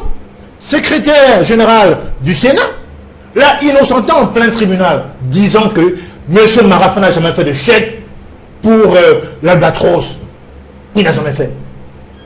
Avec Yves Michel Fotso, ils sont en prison pour des motifs qui n'existent pas dans le code pénal, complicité intellectuelle. Ça n'existe nulle part. Prenons le cas de Yves Michel Fotso, condamné pour avoir détourné 72 milliards de francs CFA et entre autres motifs. Or, à l'époque, à la caméra, quand il prend la caméra, il n'y a pratiquement pas d'avion. D'où vient-il qu'il puisse détourner l'argent qui n'existe pas? Je me pose des questions. Donc c'est une opération effectivement à tête chercheuse. D'ailleurs, vous savez que la petite note d'humour que M. Atanga Mebara, dont faisait allusion tout à l'heure, Luzon et Somba, sur, il souhaitait un truc sur la bienvenue, entre guillemets, à ses futurs ou supposés collègues. Mais je dis simplement que aujourd'hui, on se rend compte que cette opération a été initiée pour les besoins d'un seul individu, le président de la République. C'est tout. Il ne faut pas chercher à comprendre autre chose. Comment voulez-vous que le TCS, créé en 2012, dont on confie l'opportunité de poursuite pour envoyer quelqu'un au TCS, ça passe par le garde des Sceaux. Il n'y a donc pas de séparation de pouvoir. Si on engage des poursuites contre les présumés, les suspects, mais laisser cette procédure gérer de bout en bout jusqu'à la fin par des magistrats. escalité. On n'a pas à se référer à un ministre pour voir si un tel ou un tel va poursuivre. Ça n'a pas de sens. On va sortir de ce sujet avec vous, Louison et Somba, le temps d'aborder brièvement, même si on n'a plus beaucoup de temps, le dernier sujet. Comment comprendre au jour d'aujourd'hui que l'opération Épervier n'ait pas finalement eu les résultats escomptés? C'est une opération qui avait pour but de décourager les autres personnes qui seraient tentées de puiser dans les caisses de l'État, mais plus ça passe, plus on se rend compte qu'il y a de nouvelles cibles qui s'ajoutent au fil de l'actualité. Comment cela se fait? J'ai dû le dire tout à l'heure en indiquant que lorsque vous avez déjà plusieurs institutions qui mènent le même combat, ce qui est évident, qui trop embrasse est condamné à mal étreindre. Donc le résultat ne peut pas être efficace. Vous voyez aujourd'hui qu'un article qui aurait pu, s'il avait déjà été mis en place, cet article 66 sur la déclaration des biens et avoirs, vous convenez avec moi que cela réduirait un certain nombre de choses. Mais le défaut de la mise en place de cet article, aujourd'hui, permet encore de faire une analyse simple, que en réalité, la corruption ne va que prendre des proportions inquiétantes. Donc moi, tout à l'heure, je voulais chuter en précisant que si vous voyez ces arrestations en ce moment précis, ça peut également se justifier. Vous avez le président a tenu lors de le Conseil des ministres, il a dit il va intensifier la lutte contre la corruption. C'est déjà c'est une bonne chose. Mais maintenant, cette lutte contre la corruption, et ça se poursuit sur le terrain de la pratique. On a vu déjà des appels à interdiction de sortie du territoire camerounais. Cela peut se justifier. Or, vous voyez que le discours que tient généralement le président, c'est un discours qui n'est pas suivi des actes forts. On se rappelle qu'à un des congrès du RDPC, il a dit les bandits à col blanc rendront gorge. Mais tout de suite, on a attendu justement que ces arrestations collent avec les propos qu'il avait tenus, mais pas du tout. Donc moi, je pense pour ma part que c'est de la mauvaise volonté politique. On peut, le maître l'a dit tout à l'heure, on peut mettre en place des mécanismes idoines de lutte contre cette corruption qui sont véritablement attentatoires à la fortune publique de notre pays. D'accord, je vous remercie. Et on va brièvement aborder également le troisième sujet qui était inscrit à l'ordre du jour. Je voulais dire un mot pour renforcer ce qu'il vient de dire. Vous êtes décidé à ce qu'on n'aborde pas le dernier sujet? Non, il n'y a pas de souci. Je vais être très bref. C'était pour dire qu'en fait, renforcer les mécanismes de contrôle, les audits, comme a dit Jamel tout à l'heure, mais surtout, la répression ne doit pas être seulement les atteintes à la liberté individuelle. Mettre des gens en prison, ça ne règle pas le problème. Voilà, il faut taper là où ça fait mal, c'est sur les biens. Justement. Il faut confisquer les biens. Je suis d'accord. Voyez-vous, quand vous êtes fonctionnaire, vous savez, moi, ça fait 35 ans que je travaille. Mais tout ce que j'ai, ça peut se justifier en 35 ans, vu mon activité. Mais quand vous voyez quelqu'un qui est fonctionnaire, il a 500 000 francs de salaire par mois, et qu'il a 3-4 villas dans une même ville, qui a 60 voitures dans son parking, et qui voyage toutes les semaines sur Paris, on peut s'interroger de l'origine des moyens. Lorsque vous avez un directeur général qui a 400 jours de mission, on a vu, par an, on peut s'interroger sur le calendrier de gestion. D'accord, je vous remercie, maître. Si on commençait à confisquer les biens, vous verrez que ça diminuerait. Voyez ce qui s'est passé au Sénégal. Même si c'est un peu compliqué aujourd'hui parce qu'on sait que les biens ne sont pas mis. On est d'accord. On est d'accord qu'au jour d'aujourd'hui, celui qui dira détourne de l'argent à Equinox Télévision, elle n'ira pas acheter une maison à son nom. C'était juste une parenthèse. C'est traçable. Il y a des techniques de tracking qui permettent de suivre. D'accord. J'aimerais, Célestin Diamène, que vous puissiez nous dire 2 mots sur le contentieux préélectoral qui s'est ouvert la semaine dernière. On a vu l'action qui a été menée par l'UNDP dans cette affaire. On a également vu l'action de l'avocat du SDF d'ailleurs sur cette thématique-là. Moi, j'aimerais que vous puissiez placer 2 mots. C'est vrai qu'on n'a plus beaucoup de temps sur la question. Bon, d'abord, on ne va pas refaire toute la rhétorique, toute la théorie sur le rôle du Conseil constitutionnel. Vous savez qu'il a des pouvoirs, comment dirais-je, de contentieux extra-électoral et contentieux électoral. Le Conseil constitutionnel, entre autres, a le droit d'examiner les contentieux préélectoraux, puisqu'on est pressé, on est pris dans le temps. Dans le cas, par exemple, de l'Ouest, où l'honorable Paul Tchachon, qui est en même temps vice-président du Sénat et deuxième vice-président du SDF, a introduit une requête à qui de droit auprès du Conseil constitutionnel, puisqu'il se trouve qu'il y a un candidat du RDPC qui a littéralement violé l'article 164 du Code électoral. Quand vous faites une déclaration de candidature, vous devez fournir, évidemment, dans une déclaration de candidature, vos noms et prénoms, votre profession, votre domicile, etc., etc. Ce monsieur, candidat sur la liste sénatoriale du SDF, du RDPC, dans l'Ouest, n'a pas satisfait aux conditions de l'article 164 du Code électoral. Donc, en conséquence, notre sénateur, deuxième sur la liste SDF des sénatoriales de l'Ouest, a introduit cette requête auprès du Conseil constitutionnel. Logiquement, la liste du RDPC, puisque c'est un contentieux préélectoral, donc qui intervient après la publication de la liste par ELECA, devrait être disqualifié. D'accord. Oui, et donc, avec... pour ce qui concerne l'UNDP dans la Damawa, c'est la question que j'allais poser au seul journaliste sur le je plateau. vous réponds tout simplement en disant que là, c'est flagrant qu'on est en train de voir, n'est-ce pas, le délitement de l'éthique politique dans ce pays. Ça relève peut-être de la stratégie. de l'UNDP RDPC a frappé. Parce qu'en vérité, l'UNDP introduit une requête. Et d'ailleurs, la disqualification du RDPC était quasiment acquise. Et tout d'un coup, patatrac, on ne sait pas pourquoi, il retire la requête. Mais peut-être aussi parce que l'UNDP s'est rendu compte de ce que si la requête continuait d'être là, cela allait profiter au SDF une fois de plus, comme il y a quelques années en arrière aujourd'hui. Non, pas du tout, pas du tout. Le SDF n'a pas de conseil municipal, conseil municipal dans la Damawa par exemple. Vous comprenez? Vous voulez insinuer que le SDF a des deals avec le RDPC? J'ai jamais dit ça. J'ai jamais dit ça. Il est reconnu que l'UNDP a évidemment signé, c'est écrit, une plateforme entre leurs partis. Qui date de 1997. 92 même d'ailleurs, parce qu'en vérité, après que M. Bello ait vendu ses sièges à M. Biya, c'est quasiment une relation entre les deux hommes. Non, mais c'est exclusivement pour l'élection présidentielle, mais les autres élections, ils vont en rendre dispensés. C'est très bien qu'il faut partie de la majorité présidentielle. L'UNDP fait partie, oui, mais vous voulez dire quelque chose de la majorité présidentielle, vous comprenez? Donc en vérité, il est clair et est acquis pour tout le monde que ces deux partis-là ont des causes liées.